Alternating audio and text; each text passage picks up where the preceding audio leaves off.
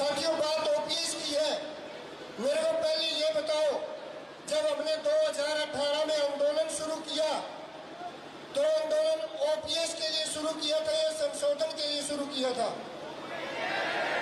जो साथी कहते हैं ओपीएस के लिए क्या था, वो दोनों हाथ खड़े करके बताओगे। और अब एक बात और, क्या हमारी लड़ाई यही रोकी जाए या ओपीएस तक लेकर जाई जाए?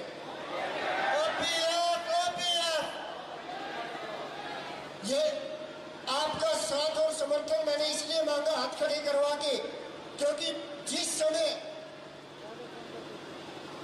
केंद्रीय कैबिनेट ने यूपीएस की घोषणा करी, उसी समय मीडिया के साथियों को बुलाकर मैंने उस स्कीम का खंडन किया था और ये कहा था हमारी लड़ाई ओपीएस की है और ओपीएस बहाली तक जारी रहेगी।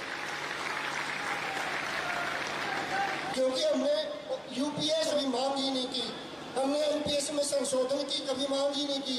अब एक नई चीज आपने उसका देखा होगा, 2 पेज का नोटिफिकेशन आया है, पढ़े होगा सभी साथियों ने।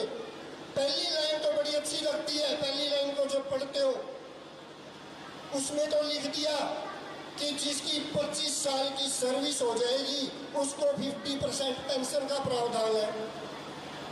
लेकिन साथियों, इंश्योरेंस वाले आपके बीच में आते हैं, इंश्योरेंस के बड़े बड़े फायदे बताते हैं, लेकिन लास्ट में नीचे लिखा होता है T&C apply, term and condition apply है। यहां भी वही है, 50% की गारंटी केवल उन कर्मचारियों को मिलेगी जिनकी सर्विस 25 साल से ऊपर होगी।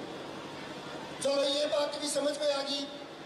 लेकिन उसके बाद आपका जितना फंड है, 10% जो आपका काटा जा रहा है, 14% जो सरकार अपने खजाने से डाल रही है, पूरा का पूरा पैसा एन्युटी के रूप में सरकार के पास रहेगा भाई। उसे दूसरी लाइन में जिक्र कर रखा है इस बात का कि जो आपका पैसा है वो स्पष्ट जिक्र नहीं किया क्योंकि वो छुपा रखी है बात। लेकिन उसमें दूसरी बात जो जिक्र की है कि अंत में आपको एक मुश्त केवल 6 सैलरियां मिलेंगी, मास देंगे, बाकी कुछ नहीं होगा।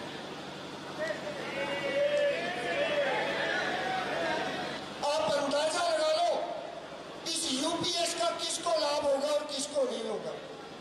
हमने तो आज तक जितना पढ़ा है और जितना जाना है, ये पूरी की पूरी स्कीम केवल और केवल अपने पूंजीपति दोस्तों को लाभ पहुंचाने के लिए और शेयर मार्केट को लाभ पहुंचाने के लिए लाई गई है, कर्मचारियों के लिए नहीं है। इसलिए हम इसका खंडन भी करते हैं और कुछ और विरोध भी दर्ज करवाते हैं।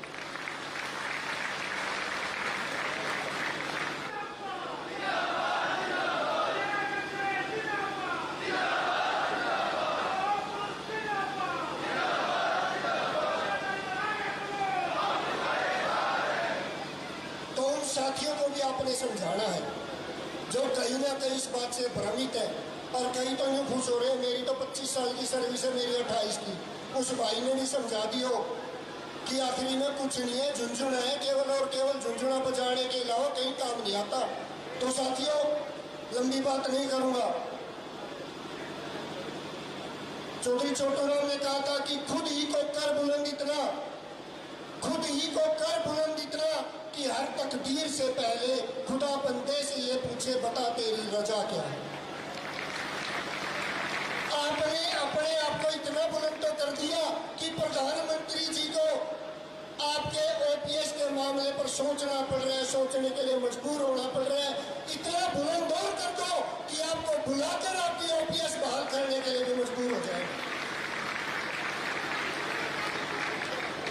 ये बात तो मैं समझ गया कि जब भी आपको पेंशन भारी संघर्ष समिति बुलाती है, जब भी आपको ये साथी कहीं पर आमंत्रित करते हैं, जितनी हमें उम्मीद होती है उस उम्मीद से बढ़कर आप वहां पर पहुंचने का काम करते हो। कर्मचारी एकता जिंदाबाद,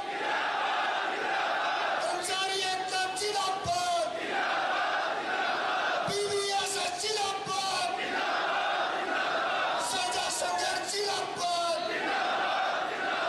सारे साथी जिंदाबाद, मातृशक्ति जिंदाबाद। और भाई